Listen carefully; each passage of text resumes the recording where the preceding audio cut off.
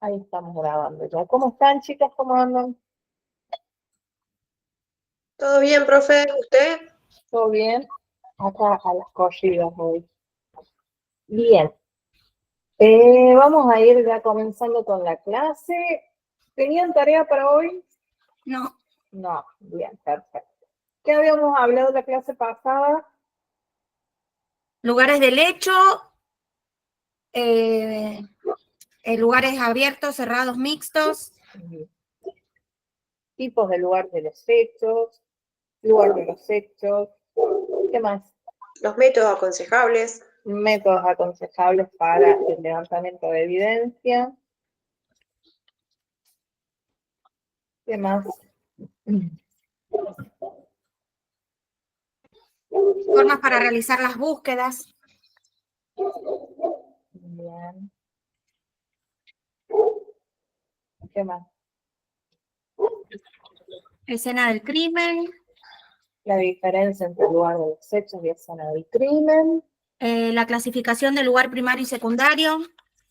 Bien. Vimos la diferencia entre criminología y criminalística. Bien. Leyeron, creo que los había mandado a leer los apuntes que les había dejado en el campus. Para que vean los métodos aconsejables para el levantamiento de evidencia. ¿Sí? Vieron ahí las formas que yo más o menos les había comentado en la clase pasada. Hola, Itefi, ¿cómo estás? Bien, no hay problema. En donde, dependiendo del lugar sobre el cual íbamos a trabajar, sí, se aconsejaban ciertas formas o ciertos métodos para poder acceder a lo que sería esa evidencia. Dentro de eso, les había explicado que en zonas grandes, sí, o en lugar de los hechos abiertos, obviamente nosotros necesitamos mayor cantidad de personas que nos ayuden, ya sea en la búsqueda de alguna evidencia, de alguna prueba, búsqueda de huellas y hasta lo que sería búsqueda de personas. Ahí se aplica una de las principales, que es la búsqueda tipo de franja, ¿sí? En donde se ubican estas personas, sí, que van a ayudar en la búsqueda, uno al lado de la otra, y se comienza a avanzar, sí, en líneas rectas, cada uno teniendo y siguiendo lo que sería su camino. Después, en lugar de los hechos cerrados, nosotros teníamos ahí algunos otros, como es el espiral, el punto a punto, el de cuadrantes, ¿qué más? A ver, ¿se acuerdan de algún otro?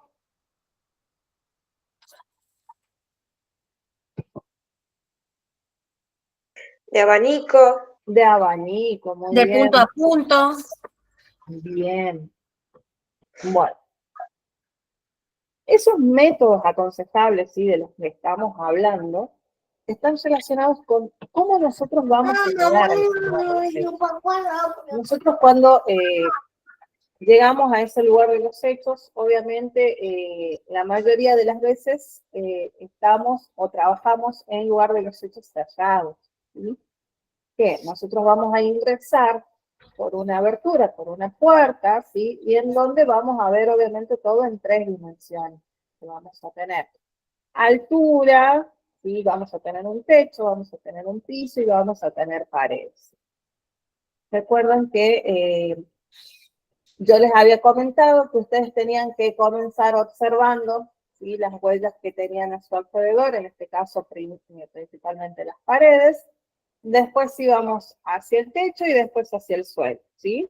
Esa era la forma en la que nosotros nos íbamos a ubicar, íbamos a ir buscando, ubicando lo que sería nuestro campo de visión, nuestra visibilidad, ¿sí?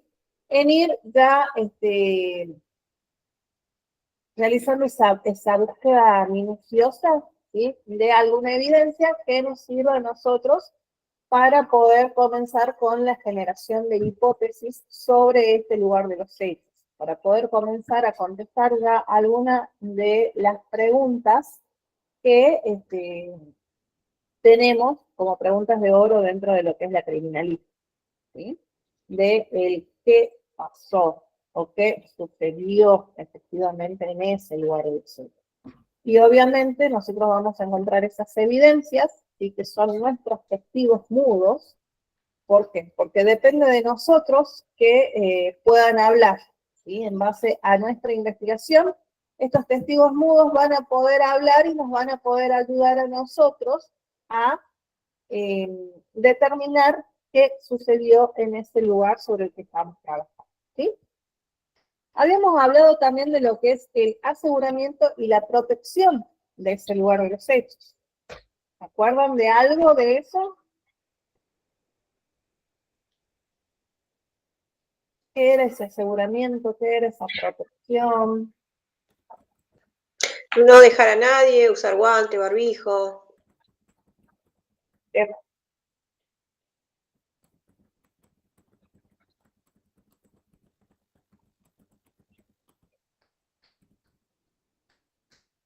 ¿Qué más? ¿En qué más constaba esa protección y ese aseguramiento del lugar de los hechos? Primero asegurar que la escena no sea contaminada, Bien. ¿Cómo aseguramos que la escena no sea que contaminada? nadie ingrese. Tratar de evitar que nadie ingrese, que periodistas, familiares, hasta que llegue la persona idónea para dar la autorización y poder ingresar a la casa y hacer el peritaje correspondiente para poder sacar las pruebas. Buscar lo que es las huellas, las prendas, marca. Bien. ¿Qué más? Eso en cuanto al espacio físico específico sobre el que estamos trabajando. Y las zonas aledañas, ¿se acuerdan cómo aplicábamos esa protección y ese aseguramiento?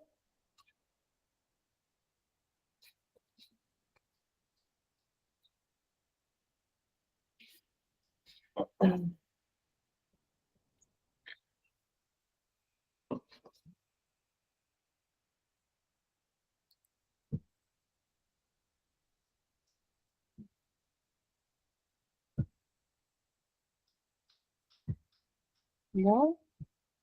A ver, partíamos porque junto con ese lugar, ¿sí? Todas las zonas aledañas debían ser aseguradas, ¿sí?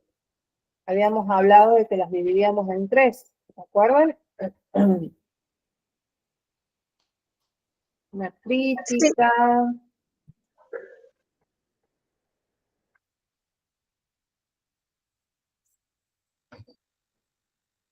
¿Se acuerdan de eso o no?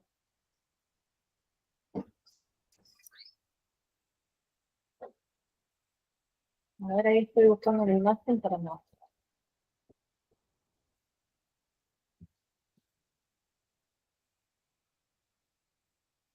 Sí pueden entender sobre qué estoy hablando.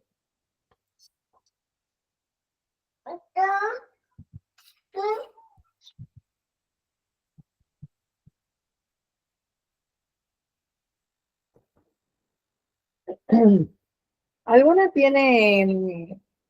ha imprimido los apuntes o los tienen directamente para consulta accediendo desde el campus o desde la compu? sí, yo lo tengo impreso. Bien. Ahí tienen una sección que es la sección es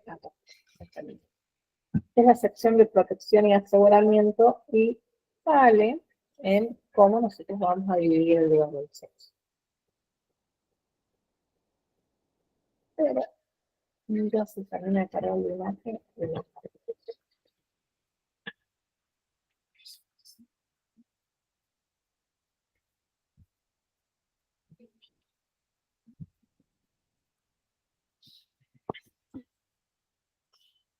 ¿Por qué le di la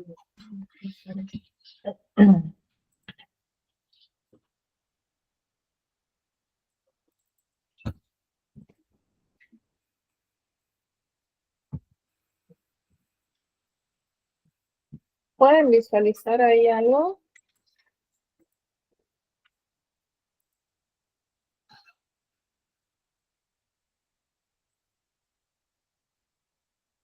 ¿Ven ahí, chicas, algo?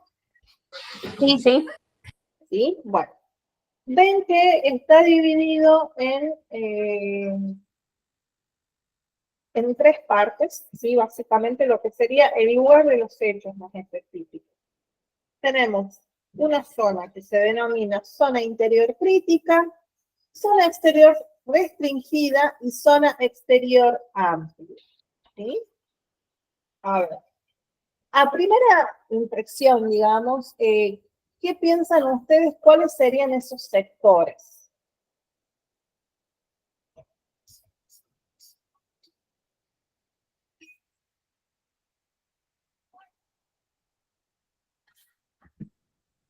La Yo crítica hablo de lo sería que es la zona interior crítica. ¿Qué zona afectaría? en donde van a investigar. Bien, sobre el lugar en el que estamos trabajando, ¿sí?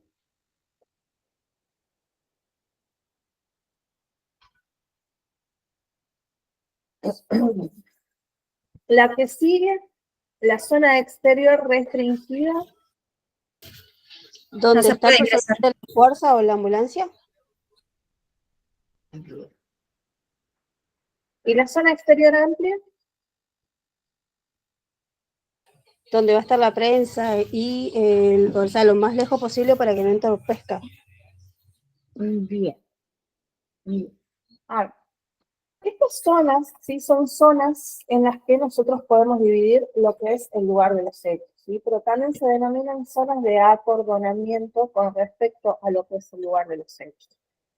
Algunos autores los identifican, ¿sí? De la forma en la que ustedes los están viendo ahora en la imagen, y hay otros autores, ¿sí? Que hablan de primer acordonamiento, segundo acordonamiento y tercer acordonamiento, ¿sí? Cuando yo hablo, si en algún momento ustedes escuchan de que se menciona lo que sería el primer acordonamiento, ¿sí? Vamos a estar hablando de lo que es esta zona interior crítica, ¿sí? ¿Por qué se denomina zona interior crítica o primer acordonamiento o anillo de área crítica? A ver, qué pueden opinar ustedes? ¿Por qué crítica en realidad?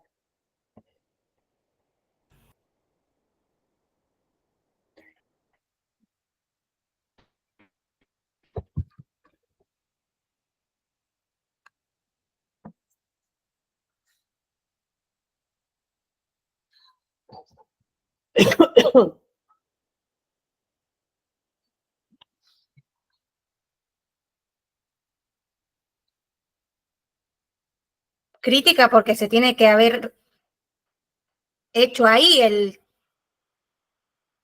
el suceso, si fue asesinato, violación, lo que sea. Es crítica porque ahí es donde se encuentra la mayor cantidad de pruebas para poder resolver el caso, calculo yo. Exactamente. No es más ni menos que lo que acabo de mencionar, lo que su compañero, ¿sí? La zona interior crítica o el primer acordonamiento o el anillo de área crítica, nosotros lo denominamos de esa manera porque se encuentra, si hay en esa parte, se encuentra todo lo relacionado al hecho que nosotros estamos investigando, ¿sí? O sea, toda la parte más fuerte, digamos, del hecho, ¿sí? Se va a encontrar en esa zona interior. Ahora vamos por la zona exterior restringida, segundo acordonamiento o anillo de mando, ¿sí? Ya si yo les digo anillo de mando, ¿sí? Ya más o menos se nos está viniendo a la cabeza quiénes son los que pueden estar en lo que sería esa zona exterior restringida, ¿sí? O qué es lo que contiene esa zona exterior restringida. A ver, ¿qué se les vino a ustedes a la cabeza? Es donde está todo el personal que está trabajando o que se va a involucrar ahí en toda la investigación. Sí. ¿Quién más?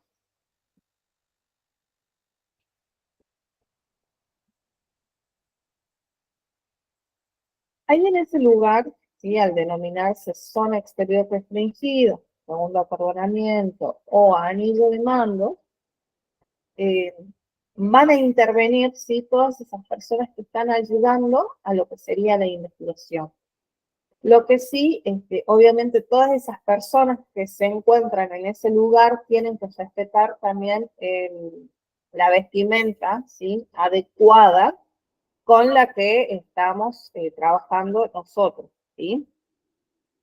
¿Para qué sería esto? Para evitar que si quedó algún rastro dentro de esa zona, ¿sí? No sea invadido, ¿sí? O no sea deteriorado por quizás alguna pisada, algo que así como protegemos lo que es esa zona interior crítica dentro de esa zona exterior restringida, si podamos quizás salvar algo que nos den más indicios de qué es lo que sucedió en ese lugar del hechos, ¿sí? Y por último tenemos la zona exterior amplia o tercer acordonamiento o anillo de seguridad, ¿sí? Que acá quienes se encontrarían.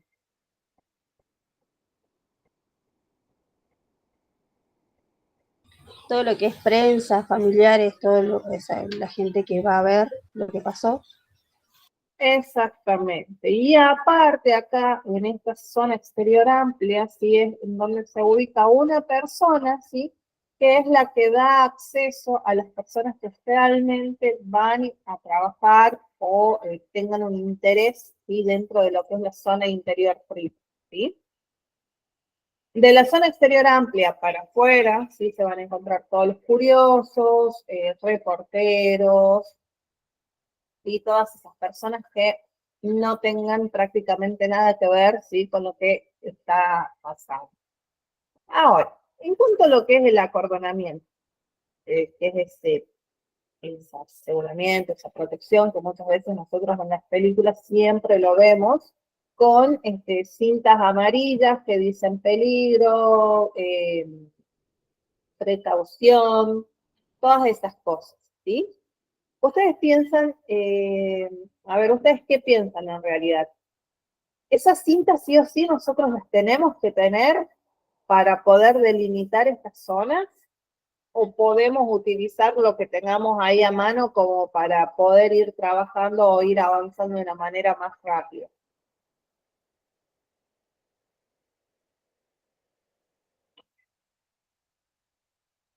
¿Qué piensan?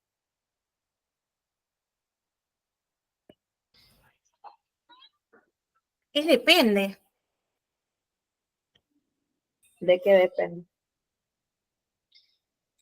Y sí, porque si es por ejemplo, si es al aire libre, ¿no es cierto? Y hicieron un rastrillaje lineal y encuentran, un ejemplo, el cuerpo de alguien sin vida, ¿no? En el momento hacen el acordonamiento las personas hasta que lleguen las personas idóneas para poder hacer el perímetro, porque no siempre tenemos todos los elementos a mano. Entonces, humanamente hacemos el cordón hasta que llegan las personas y lo pueden realizar como corresponde.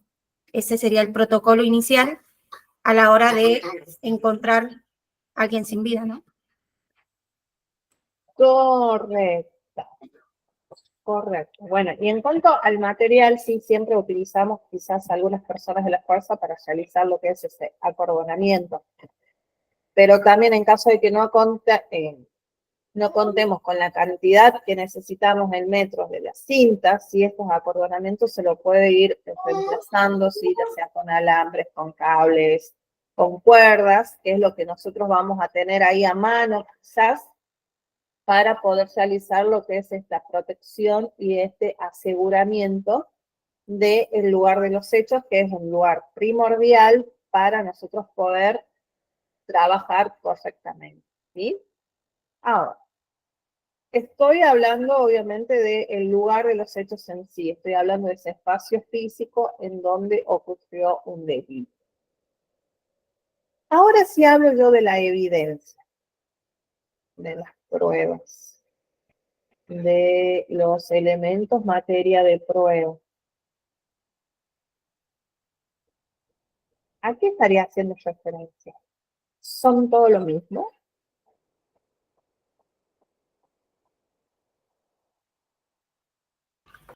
¿Cuál es la pregunta? No Si la escuché. evidencia, los elementos materia de prueba, los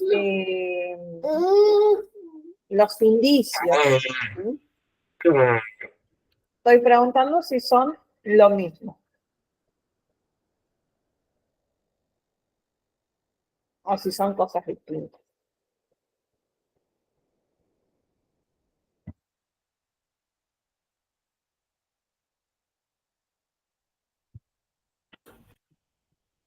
No.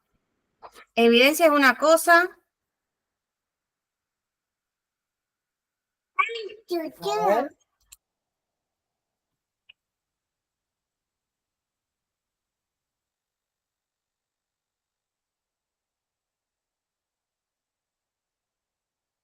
Quiero que me contesten en cuanto a lo que a ustedes se les viene a la cabeza. No vale que me estén googleando, que estén ahí con el teléfono preguntando, sino en cuanto a lo que a ustedes se les viene a la cabeza. No estoy googleando, estoy tratando de entretener a mi hija, que no me... No, es que lo dije en general, no lo dije por vos, lo dije en general. O sea, de que ustedes se metan en ese lugar de los hechos y quizás encuentran, no sé, un cuchillo, una pistola, o quizás alguna campera, y a ese material que ustedes acaban de encontrar, esos elementos que ustedes acaban de encontrar, si le dicen indicios, si le dicen pruebas, si le dicen elemento, materia de prueba, o si le dicen evidencia, ¿es exactamente lo mismo o cambia de un momento a otro, cambian de nombre? O hay elementos que se los clasifica como evidencia y elementos que se los clasifica como indicios. ¿Qué piensan ustedes?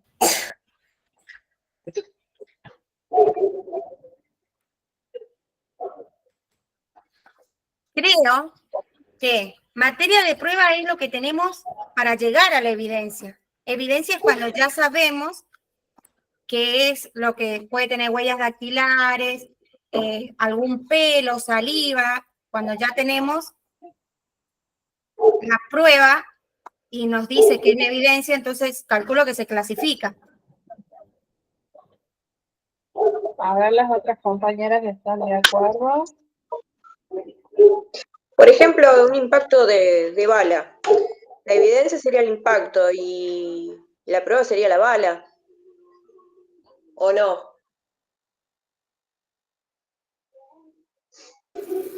Disculpa, no te escuché bien. ¿Cómo sería? Que, por ejemplo, cuando hay un impacto de bala, la evidencia, digamos que es el impacto y la prueba es la bala, si está en ese momento, digamos, si se encuentra. Para mí al revés. A ver quién da más ahí. A ver las compañeras a quién le apuestan. ¿A Anabel o a Romina? Porque para mí la prueba es el impacto de bala y en esa prueba sacamos la evidencia que es el proyectil.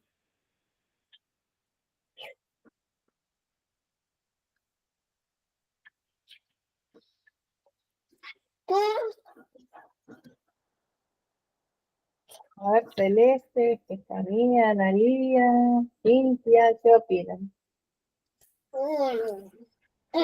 Porque calculo que la prueba es lo que nos lleva a la evidencia. Capaz que es al revés.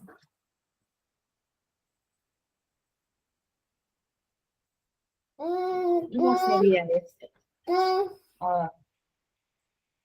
Está saliendo un mito de estas cabezas, me parece. Mamá. Es que yo lo relaciono que llevamos una munición, ¿no? Un proyectil al laboratorio, se hacen las pruebas correspondientes para llegar a la evidencia, si tiene huella dactilar, si tiene alguna marca.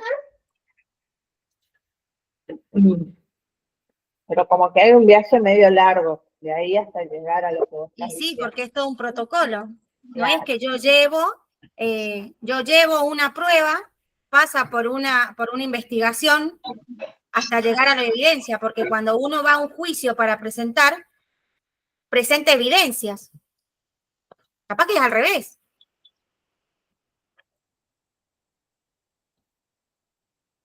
Bien. Yo por el momento les voy a descartar qué es una evidencia y qué es un indicio.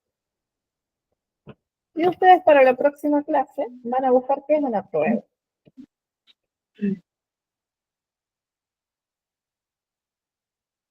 Y una vez que lean con respecto a la prueba, ahí van a poder cambiar ahí ese punto de No vista. sale más humo de la cabeza.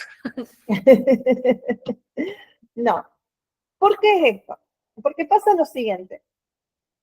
La evidencia, ¿sí? Muchas veces nosotros la denominamos dentro del lugar de los hechos. Por ejemplo, encontramos estos lentes que quizás están con alguna mancha de sangre, alguna salpicadura, y le decimos evidencia, o le decimos indicio, o le decimos prueba, ¿sí? Pero hay una línea muy delgada entre cada una de esas cosas. Y es más, estos lentes, de un momento a otro, dejan de ser indicio para convertirse en evidencia y posterior prueba. ¿Por qué pasa eso? Porque dependiendo de cómo se vaya abordando lo que es el lugar de los hechos y cómo nosotros vamos recolectando todos los elementos que vamos encontrando sobre ese lugar de los hechos, van a ir apareciendo, como les estoy diciendo, indicios, evidencia y prueba. Cuando hablamos de indicio, nosotros vamos a hablar de indicio cuando ese elemento nos va a indicar a nosotros el camino que tenemos que seguir, ¿sí? Por dónde vamos a ir cursando lo que sería nuestra investigación. ¿Cuándo ese indicio deja de ser indicio y se convierte en evidencia? Cuando nosotros comenzamos a ver la relación que hay entre las personas vinculadas al hecho, ¿sí? Y esos elementos. Está dentro de el delito o el crimen que nosotros estemos investigando. Y ahí es cuando aparece lo que sería la prueba. Básicamente la prueba ya invade un poco más dentro de la parte de derechos, ¿sí? O la parte legal, porque volviendo a los lentes, por ejemplo, para que me vayan entendiendo. Yo ingreso al lugar de los hechos y lo primero que me llama la atención son estos lentes que quizás tienen alguna salpicadura de sangre, ¿sí? Entonces ahí, a esos lentes, los voy a tener como indicio, ¿sí? Porque en base a eso yo voy a comenzar mi investigación para lograr determinar si le pertenecían quizás a la víctima o le pertenecían al victimario. Una vez que yo sé que esos elementos quizás le pertenecieron al victimario, ¿sí? Esos lentes dejan de ser indicios y se convierten en evidencia, porque ahí yo ya entendí que hay una relación entre esos lentes y una de las personas involucradas en el delito. Y esos lentes, a la vez, cuando nosotros vamos a juicio, ¿sí? Sobre ese delito en el cual nosotros estuvimos investigando, se van a transformar en pruebas, porque esos lentes lo va a ayudar a un juez, muchas veces, ¿sí? A determinar si esa persona al que le pertenecían esos lentes fue quien cometió el delito, ¿sí? Entonces ahí, dentro de un marco legal, ya es una prueba. Puede ser una prueba refutable o irrefutable, de la cual se va a agarrar el juez para poder determinar si es culpable o no esta persona a la que le pertenecían, en este caso, los lentes, ¿sí? Pero ahí podemos ver que el mismo elemento, a medida que va avanzando el caso, a medida que va avanzando nuestra investigación, va a ir cambiando su forma, ¿sí? Entonces, ahora, yo pregunto, la evidencia, el indicio y la prueba son lo mismo.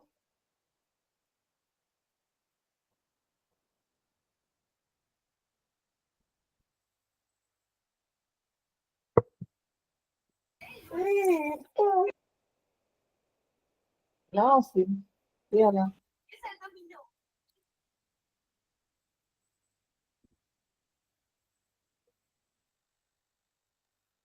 Yo pienso que Para sí. mí, para mí no, profe.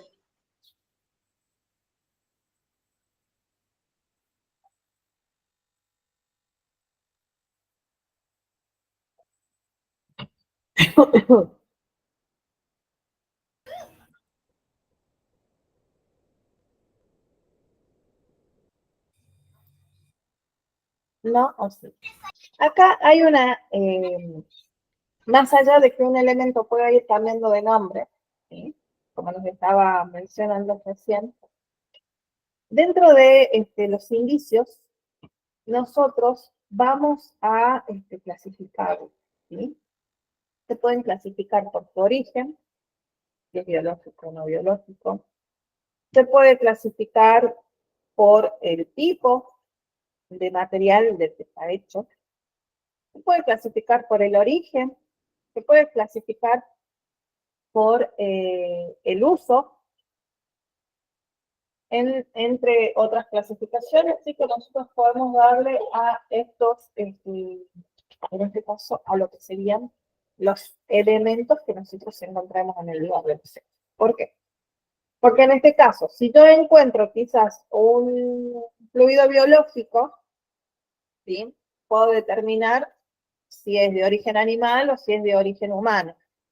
Ahí ya tenemos un tipo de clasificación, ¿sí? Puedo determinar si es biológico o no. O sea, que se haya desprendido de alguna persona, algún ser vivo, ¿sí? O esté hecho químicamente. ¿Qué es lo que nos lleva ahora a esto? Es el tema de que nosotros, cuando empezamos al lugar de los hechos, cuando empezamos a observar evidencias, a colectar evidencias, que después se convierte en indicios y después se convierte en prueba, pasamos, ¿sí?, por lo que se conoce como cadena de custodia. ¿Escucharon alguna vez hablar de cadena de custodia en algún informe policial que hayan escuchado en la televisión, en la radio, que hayan visto en alguna película, en alguna serie? Y yo digo, cadena de custodia, ¿qué es lo primero que se les viene a ustedes a la cabeza?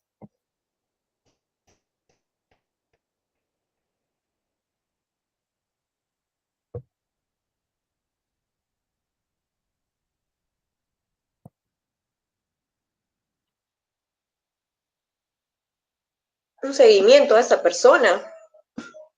Un seguimiento a una persona.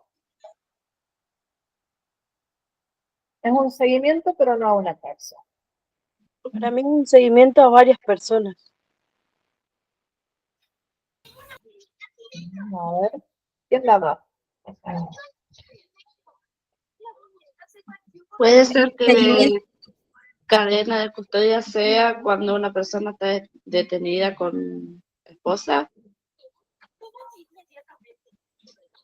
Puede, pero no.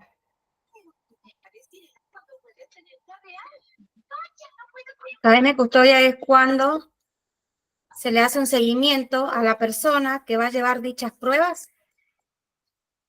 ¿Se custodia eso? Las pruebas, en realidad.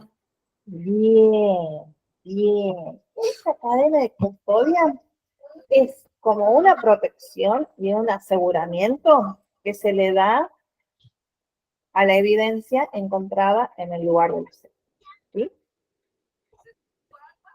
No es que vamos a poner, volviendo con los lentes, pobres lentes están ahora de actores, volviendo con. Yo voy a colocar estos lentes, ¿sí?, en lo que sería una caja contenedora, ¿sí? Y no es que va a venir un camión todo blindado, ¿sí?, a llevarse únicamente los lentes, ¿sí?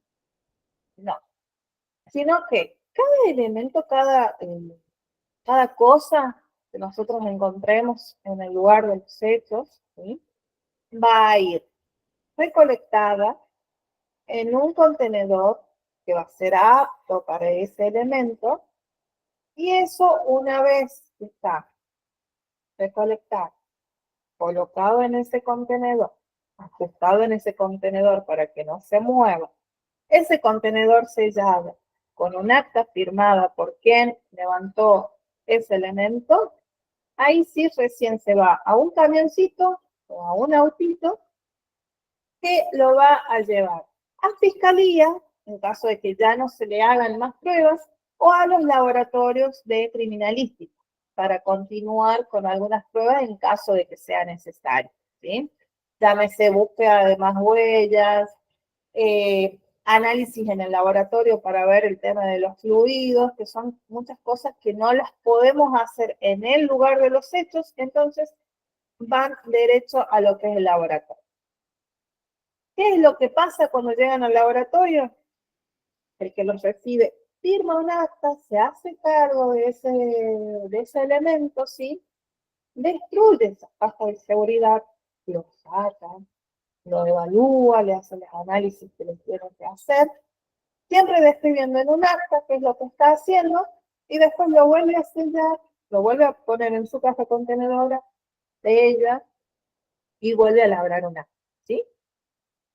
¿Para qué piensan ustedes que se hace todo esto? Porque es un trabajito hacer todo eso.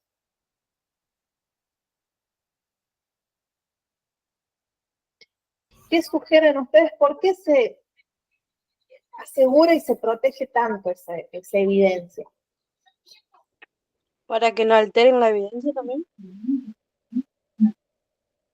Para que no sea alterada. ¿Y cómo puede llegar a ser alterada esa evidencia? Con la manipulación. ¿Pero qué más le puede pasar a esa evidencia?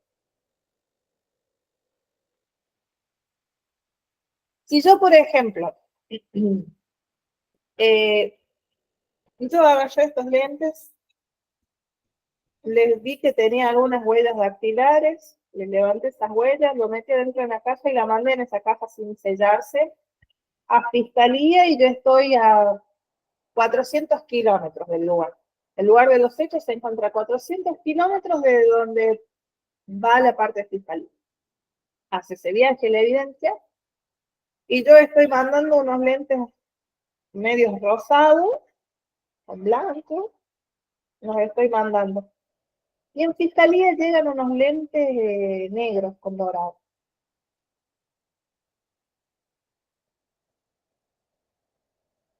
¿Para qué entonces yo estoy protegiendo esta evidencia? Para que no sea cambiada Bien. ni expuesta a nada.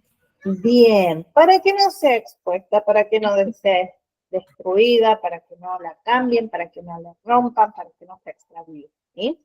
Para eso es que se hace todo este protocolo que se denomina cadena de custodia, ¿sí?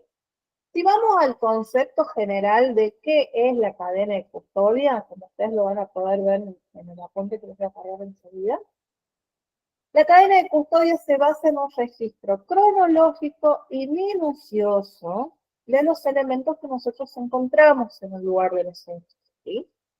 ¿Por qué cronológico? ¿Por qué minucioso? Minucioso porque estamos en cada detalle de ese elemento que nosotros hemos encontrado, y vamos a tratar de protegerlo lo más que se pueda, ¿sí? Para que, repito, para que no sea destruido, para que no se lo roben o para que no lo paguen. ¿Por qué es cronológico? Porque sigue una serie de pasos, como yo les estaba comentando. Ese elemento, yo llego al lugar de los hechos. ¿Qué es lo primero que hago? Lo voy a levantar de la forma correcta y como me sugieren los manuales de actuación. Le voy a hacer las pericias que pueda hacerle en el lugar de los hechos. Una vez que hago eso, lo coloco en su cajita contenedora. Una vez que está en su cajita contenedora, eso es embalado, es rotulado y se envía al laboratorio o a fiscalía, ¿sí? Por eso es cronológico, por estos pasos que se deben de seguir sí o sí para cada elemento que nosotros creamos que es importante en la investigación que estemos realizando. Ahora bien, Yo acabo de mencionar que dentro de los manuales de actuación y los protocolos hay maneras en las que se sugiere que nosotros conservemos esas evidencias, ¿sí? Y que nosotros también, hay formas, sí, que se sugieren también para que sean hasta levantadas, ¿sí? Y recolectadas. Ahora bien, si yo, por ejemplo, llego al lugar de los hechos, me doy con que, bueno, ocurrió un homicidio. Dentro de ese homicidio, obviamente, van a estar las prendas de la víctima. A lo lejos diviso un tipo campera, así que contiene algunas salpicaduras que aparentemente parecen ser de sangre y que correspondería al victimario. ¿Yo qué voy a hacer? Voy a ir corriendo, la voy a agarrar hacia la campera como ustedes y la voy a meter adentro de una bolsa. ¿O cómo piensan ustedes que yo voy a conservar eso?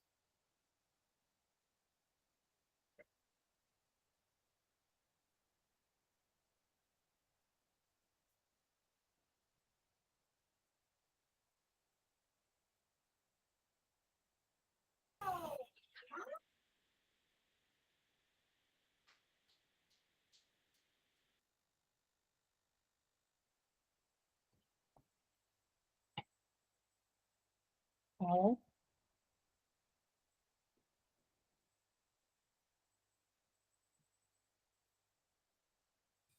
Se debe seguir una serie de indicaciones. Sí. ¿Cuáles piensan ustedes que son esas indicaciones? Cuidados.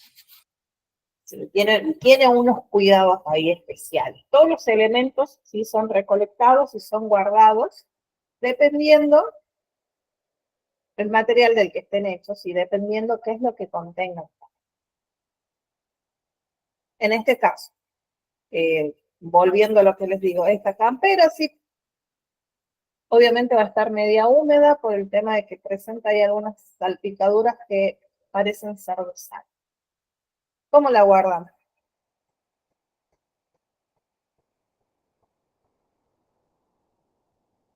En una bolsa, la pongo en una percha y la llevo.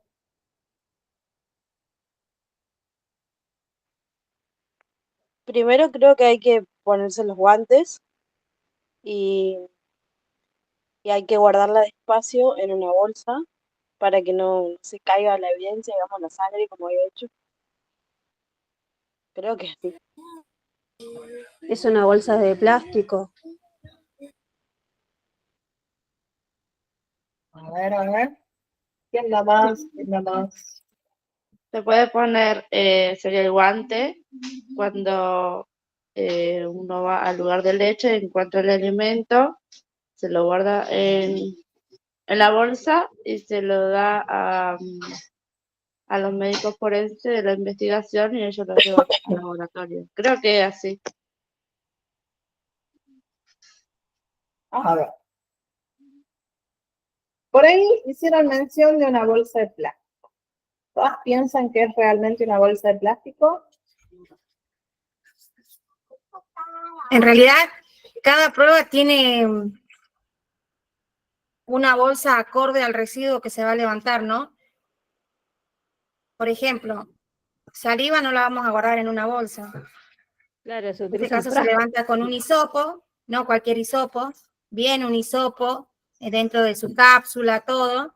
Y la campera, no le sé el nombre, todos decimos bolsa porque decimos, lo levantó en una bolsa, pero tiene un nombre, es una bolsa amplia, grande, donde la campera se trata de poner extensa, así toda estirada, no arrugada, meterla así, porque no sabemos, para no contaminarla tiene que ir y tratar de preservarse lo mejor posible. Aparte, ¿no? De usar todo el protocolo de vestimenta, guante, barbijo, mameluco. Y eso yo ya lo doy porque ustedes ya aparecen en sus cabecitas cuando yo los mando a los ejemplos, que ya van con todo su indumentaria, ¿sí? De protección, tanto para ustedes como para lo que es la evidencia. Bien.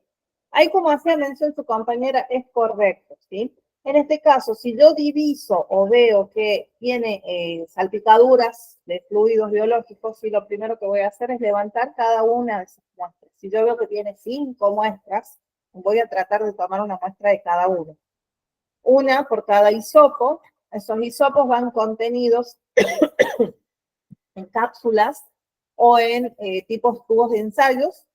Va a ir, ese hisopo va a ir con un rótulo, que a la vez va a ir dentro de una caja, en donde se va aplicando esto de lo que es cadena de custodia.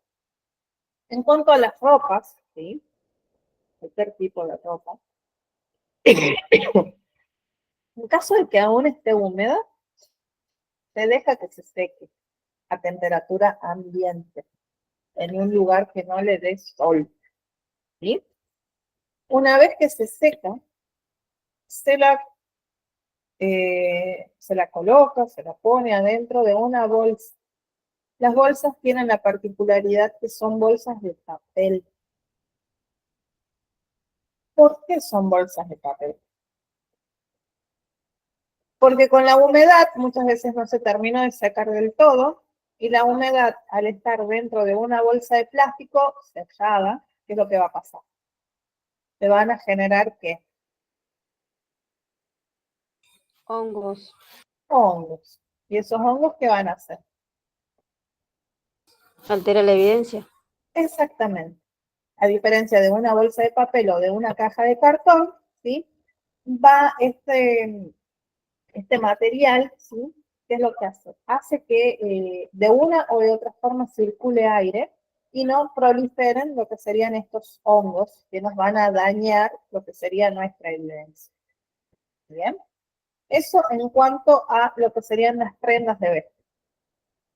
Ahora bien, en cuanto a lo que son fluidos biológicos, cabello, quizás algún rastro de evidencia que encontramos bajo las uñas de la víctima, del victimario, ¿sí? Todo eso con un hisopo. Algunos hisopos se les colocan reactivos, ¿sí? Para que puedan trabajar en cuanto a esa evidencia. Y cada uno va contenido, como les decía, en una cápsula o en un tubo tipo de ensayo, ¿sí? Que eso va sellado, va rotulado y se lo envía a lo que serían los laboratorios. En cuanto a armas de fuego, armas blancas, ¿sí? Estas necesitan ser tomadas por sus extremos, de forma, siempre con guantes, ¿sí? Y son colocadas también en cajas de cartón. Estas cajas, ¿sí? Vienen autoperforadas con tipo cordones, tipos precintos, ¿sí? ¿Qué es lo que hacen? Van a ir dentro de esa cajita y esos precintos van a asegurar estos elementos, ¿sí? ¿Para qué? Para que no se muevan ni se desplacen en lo que serían sus cajas contenedoras, ¿sí? Con cualquier elemento que nosotros notemos que al colocarlo dentro de una caja puede moverse, ¿sí? Siempre es necesario que queden inmóviles, ¿sí? Obviamente, nosotros en el momento, en el lugar de los hechos, si se puede realizar alguna búsqueda de huellas, algún levantamiento de huellas, tomar alguna muestra, sí, se toma. Y si vemos que se necesita que se vaya al laboratorio, lo enviamos. Si no, van directamente a Fiscalía, que en Fiscalía van a ser quizás sacados o quizás no, hasta el momento de lo que es el juicio, para poder quedar ya como pruebas, ¿sí? Eso es en cuanto a lo que sería la cadena de custodia, ¿sí? Esta cadena de custodia lleva un acta, ¿sí? Cada uno de estos elementos llevan un acta, que estas actas nos hablan, en realidad llevan una descripción de, bueno, el lugar de donde se extrajo, la hora, la fecha, quién lo hizo, a qué caso pertenece, se solicita también en un apartadito ahí que en caso de que sea necesario se describa qué tipo de evidencia es, para qué sirve o para qué aparentemente sirvió. Y al final de lo que es esa acta, ¿sí? Va anotado ahí, sí, a dónde nosotros la estamos enviando. Si la enviamos al laboratorio, si la enviamos en fiscalía. Y esa misma acta, una vez que llega a cualquiera de esos dos lugares, ¿sí? Se continúa en donde se dice quién la recibió, la hora y la fecha y obviamente la firma de esa persona, que es la que queda ya como encargado para continuar lo que es esa cadena de custodia, ¿sí? O sea, ustedes vean que lo que nos muestran las películas no todo es real, ¿sí? Ya que muchas veces en las películas vemos que sí, van, levantan evidencia y listo. No, sino que se sigue un protocolo para proteger y asegurar esas evidencias, repito, para que no les vaya a pasar nada, no las vayan a cambiar, no las vayan a alterar, ni nada que modifique nuestro trabajo, ¿sí? Porque cualquier error que nosotros tengamos en cuanto a esas evidencias, ¿sí? Vamos a estar jugando básicamente con nuestro trabajo. Por eso, cada vez que nosotros llegamos al lugar de los hechos, tenemos que abrir automáticamente todas nuestras antenas, todos nuestros sentidos y prestar suma atención a lo que realmente estamos haciendo. Porque si no, de nada va a servir estar 12 horas, 14 horas trabajando en ese lugar de los hechos para que un mínimo error de ustedes complique aún todo ese trabajo, o quizás terminan siendo ustedes también, terminan relacionados en el hecho, ¿sí? Que es como les mencionaba cuando hablábamos de la protección y el aseguramiento del lugar de los hechos en sí. Que traten de no llevar camperas, que no dejen absolutamente nada que les haya pertenecido a ustedes. En caso de que sean fumadores, traten de abstenerse de fumar mientras estén trabajando, porque quizás sin querer tiraron ustedes una colilla de ese cigarrillo y lo toman como prueba, después se olvidan y lo toman como prueba, se le hace un análisis, puede contener ADN de ustedes y vamos a estar en el orden. Lo mismo las mujeres, los aritos, las cadenitas, los anillos, todas esas cosas que usamos nosotras también. Traten de evitarlas, ¿sí? Porque quizás en el mínimo esfuerzo que están haciendo se les cayó un aro y puede también tomarse como prueba del compañero que viene atrás, que no se dio cuenta, ustedes no se dieron cuenta, y queda ya como prueba, como evidencia, ¿sí? Dentro de lo que es ese lugar del ser, ¿sí? Bien. ¿Alguna duda hasta acá? ¿No? Entonces, para la próxima clase, investigamos qué es una prueba, ¿sí? Siempre los va a llevar para el lado del derecho. Pruebas se clasifican, hay una clasificación bastante extensa en cuanto a las pruebas, pero también les va a servir a ustedes para poder interpretarlas el día de mañana, ¿sí? Bueno, les cargo ahora al campus lo que es todo lo relacionado a cadena de custodia, y la próxima clase vamos a hablar de lo que es fotografía forense y planimetría, ¿bien? Y después de haber hablado de ese tema, vamos a comenzar con su, digamos, primer trabajo práctico oficial dentro de lo que es esta primera unidad, ¿sí? Entonces, repito, no hay dudas. ¿Alguna consulta que quieran hacer? ¿Algo que quieran agregar? Profe, en el campus está el PDF de custodia. ¿Ya está? Sí. Ah, bien. De todas formas, a eso le tengo que está cadena agregar. de custodia, plan de estudios y protocolo final o final del lugar del hecho. Bien. Pero lo que tienen de cadena de custodia ahí no es un Power, ¿no? No, es un PDF. Bien, entonces está faltando el Power, ¿sí? Que resume todo lo que yo les acabo de hablar. Y un apunte más en cuanto a conceptos generales de lo que es cadena de custodia. ¿Sí? Así que, bueno, muchachas, entonces les veo el próximo miércoles.